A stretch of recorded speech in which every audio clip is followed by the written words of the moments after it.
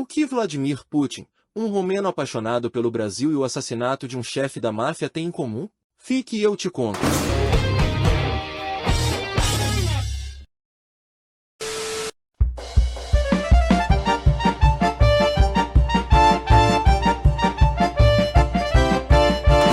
Antes de começarmos, um pouco de contexto, só para você entender o caos em que estamos prestes a entrar.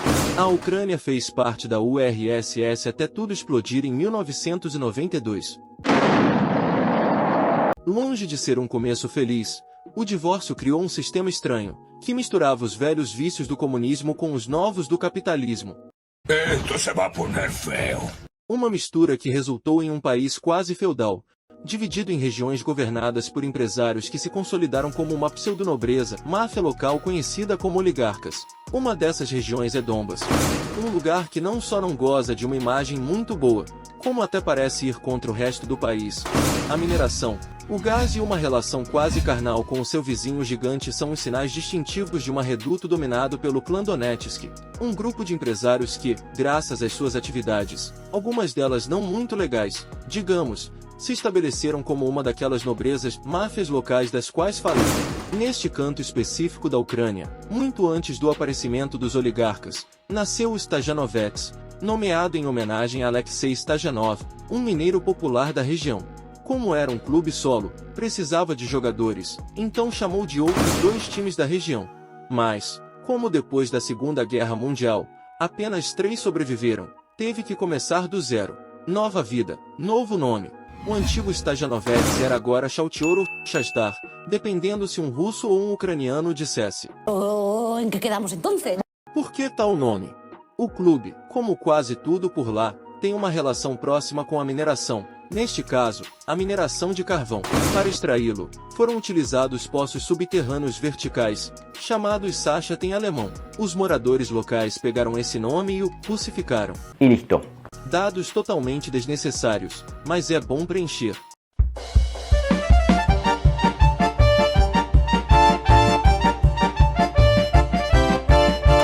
Estabelecido como um típico time de meio de tabela, o Shastar passou sua existência soviética com mais tristeza do que glória.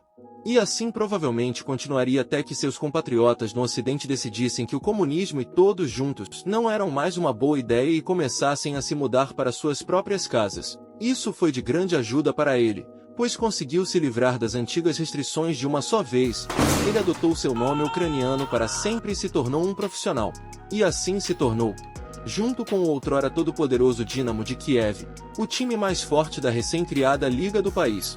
E, no entanto, várias de suas estrelas, como aconteceu em outras partes da Europa Oriental, fugiram como condenados para as ligas ocidentais, seduzidas pela possibilidade de embolsar dinheiro extra.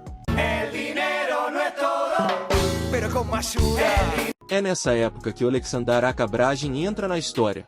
Durante a era soviética, o homem acumulou uma fortuna considerável graças aos seus negócios no mundo do jogo, no mercado de câmbio e, segundo rumores, no crime organizado. Como? Sim, como você ouviu, o não tão bom Bragin era um dos pesos pesados do clã Donetsk, os empresários, máfia do Donbas, que acabei de mencionar para você. Como todo líder, ele tinha um braço direito, alguém em quem ele mais confiava, um garoto loiro chamado Rinaj Metov. Alguém sobre quem falaremos muito daqui a pouco, mas que, naquela época, era apenas um garoto que resolvia problemas entre gangues. Parece que, entre outras virtudes, ele tinha talento para números, já que, no início dos anos 90, começou a incluí-lo em seus negócios. Dessa forma, o pequeno garoto loiro foi juntando um dinheirinho que lhe permitiu, sempre ao lado do seu mentor, aventurar-se em diversos investimentos. Ai, que bonito, de verdade. Mas, você vê o ditado, quem faz o mal, acaba mal. Bem, parece que Bragin não era tão popular porque, em outubro de 1995, ele foi explodido com 11,5 kg de explosivos em sua caixa, quando ia assistir ao seu Shastar em uma partida da liga. Para você ter uma ideia, o pobre rapaz era reconhecido apenas pelo relógio que usava. Bueno, pero algo es algo, ¿verdad? Pues peor es nada. E seu fiel amigo? Ele escapou por pouco, convenientemente preso em um engarrafamento. Um acontecimento fortuito que lhe permitiu não estar com seu mentor e suposto amigo no momento em que passou, violentamente, para uma vida melhor. E enquanto Bragem foi espancado com uma colher, Renan herdou todo o seu império. A questão é, quem prendeu o velho? Supostamente uma gangue rival auxiliada por um comandante da polícia. Ouça isso porque dá uma ideia do sistema de justiça nesta área. O policial, que morava na Grécia, foi extraditado 10 anos após o atentado e condenado à prisão perpétua. O rapaz recorreu e se declarou inocente, com um único argumento de que tudo era falso e que queriam incriminá-lo. Impressionado com tamanha firmeza, o juiz decidiu. Caso cerrado.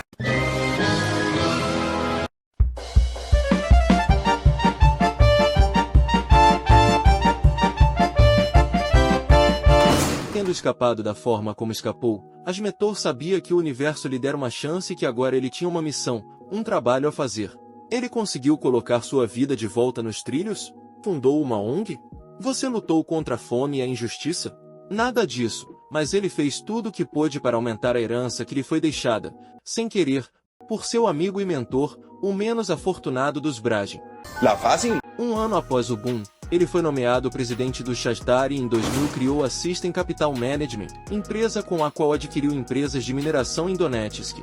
Ele investiu seus lucros em todos os lugares, e assim o supostamente bom Renan se tornou o homem mais rico da Ucrânia e, segundo os boatos, o novo líder do clã de Donetsk. Para limpar sua imagem, ele apelou ao pão e circo para o povo e despejou uma tonelada de dinheiro no Shakhtar, academias de futebol, o centro de treinamento Kircha e a fabulosa Donbas Arena, com capacidade para 50 mil espectadores e uma classificação de 10,5 estrelas da UEFA. Mas se você acha que o plano mestre dele era o de 95, você está enganado. O verdadeiro golpe veio em 2004 com a contratação do técnico romeno Mircea Lucescu. Porque ele não trouxe apenas um treinador e pronto, ele trouxe também toda uma filosofia de trabalho. Lucescu convenceu Sergei Palkin, CEO do clube, que a chave do sucesso era procurar garotos. Não. Meninos brasileiros. Especifica! Eles cuidariam da parte ofensiva, deixando os ucranianos mais rústicos, mais disciplinados, com as tarefas mais defensivas. Por que Lucescu gosta do Brasil?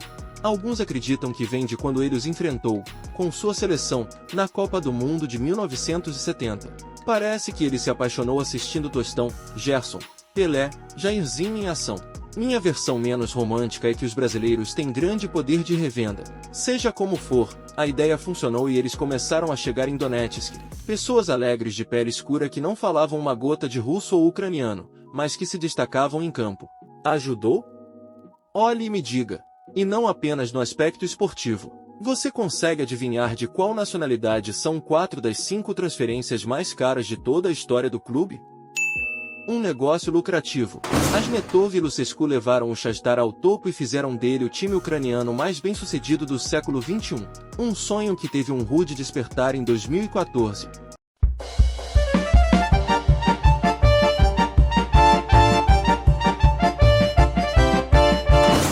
Enquanto o Shakhtar deixava sua marca na UEFA, o país continuava sendo um foco de corrupção, com oligarcas comandando as coisas como queriam. Mas agora esses empresários mafiosos estavam divididos entre aqueles que olhavam para a Europa e aqueles que preferiam a Rússia. Onde estavam as simpatias de Asmetov? Segundo ele, seu coraçãozinho estava com a mãe Rússia. Era meio óbvio que ele era da zona pró-Rússia. Imagine se eu dissesse outra coisa. Embora pareça que ele também não estava enojado com o outro lado, um pouco aqui, um pouco ali, ganhando dinheiro dos dois lados. Los Baxter por allá, los Rojo por acá, e eu justo a la mitad. O homem estava no céu. O dinheiro estava entrando. Ele era dono de quase metade da Ucrânia e tinha o poder de exercer pressão efetiva sobre a opinião pública por meio da política, do futebol, da mídia e, segundo alguns, por meios sujos. E, além disso, ele se presenteou com um pequeno rancho em Londres. Em suma, 15 anos depois de seu suposto bom amigo explodir, quase nada na Ucrânia se movia se ele não estivesse no meio. Bem, nem tanto. Porque o que ele não viu chegar foi que, em 2013, o seu peão de xadrez, o presidente Yanukovych, a quem ele apoiou com os seus meios de comunicação e algum dinheiro, mandou para o inferno um tratado com a comunidade europeia e, ainda por cima, exagerou um pouco ao dispersar a manifestação subsequente. O povo do Ocidente, pró-Europa, não aguentou e teve que fugir da melhor forma possível. É claro que os do leste não gostaram nem um pouco da piada, então se amotinaram, com alguma ajuda de Dom Vladimir. Com o país prestes a se dividir em dois, você dirá, tchau, futebol. Cara, você ainda não aprendeu nada com Blatter, Infantino ou Catargati. Se metade do país estiver em pé de guerra, não há problema, as partidas serão adiadas, disputadas com portões fechados ou os locais serão alterados. E ponto e se acabou. Morrer primeiro, antes de perder dinheiro. Em Donbas, as coisas já estavam um pouco estranhas. O argentino Facundo Ferreira diz que, na primavera de 2014, março-maio, Donetsk foi tomada por separatistas e os jogos em casa eram a coisa mais próxima de uma disputa interna de torcida argentina. Espera, eles não eram todos a favor da Rússia? Cara, as coisas na vida real não funcionam assim. Nem sempre é preto no branco. O dilema do Shakhtar e de Ajmetov era que o clube representava a zona pró-Rússia, mas a maioria de seus fãs era pró-Europa. Neste momento parece ser que estamos numa situação complicadita. A gota d'água veio em julho de 2014. O time estava em pré-temporada na França quando uma notícia os deixou de cabelos em pé.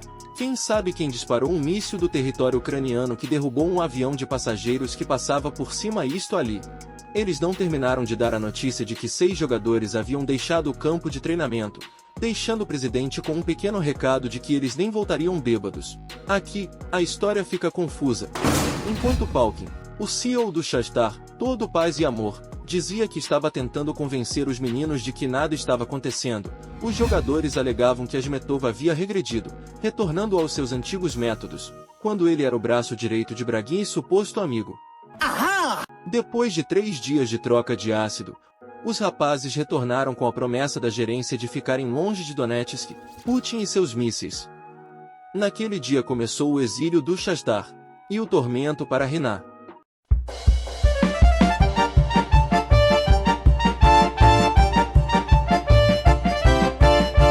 Por quase 8 anos, Aketov agiu como se nada tivesse acontecido e continuou jogando nos dois lados entre Kiev e Moscou.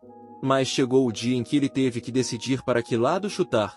Foi em 22 de fevereiro, quando tropas russas cruzaram a fronteira ocupando as autoproclamadas repúblicas do leste da Ucrânia.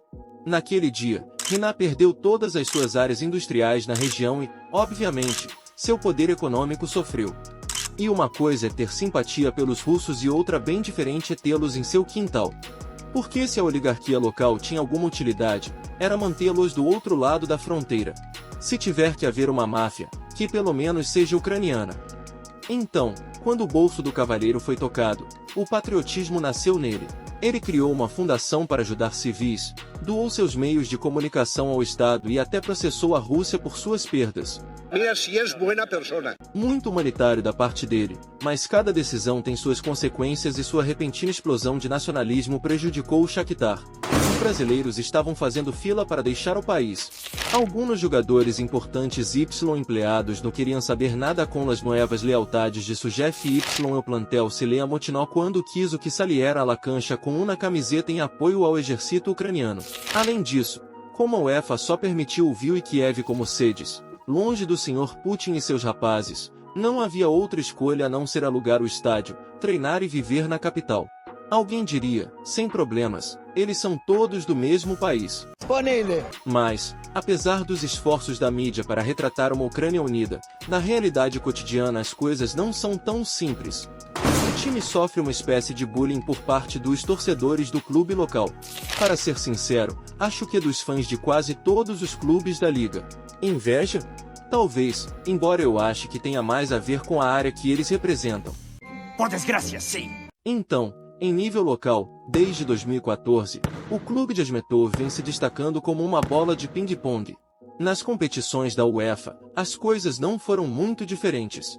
As equipas do resto da Europa nem sequer queriam entrar no país, pelo que os mineiros tiveram de jogar em casa, na Polônia ou na Alemanha.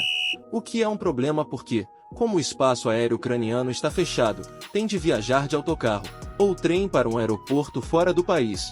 Obviamente, Com tudo isso, a primeira coisa que sofreu foram suas finanças. Segundo seu CEO, o clube perde 20 milhões de euros por ano em patrocinadores, merchandising e ingressos. No, esto ya es demasiado. Para se ter uma ideia, antes do conflito, o público era, em média, de 42 mil pessoas por partida, um recorde no leste europeu. Hoje, por acaso, chega a 8.500. Claro, o time se mexeu, mas os fãs não.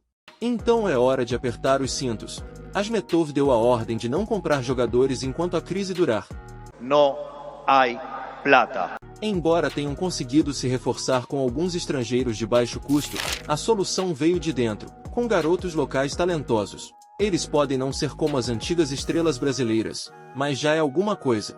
Boas notícias para um clube que teve que viver sua glória na sombra do nacionalismo e de negócios suspeitos. Espero que tenham gostado da história. Outro exemplo de que o futebol não é uma ilha, ele é constantemente influenciado por ideologias, políticas e até mesmo crimes.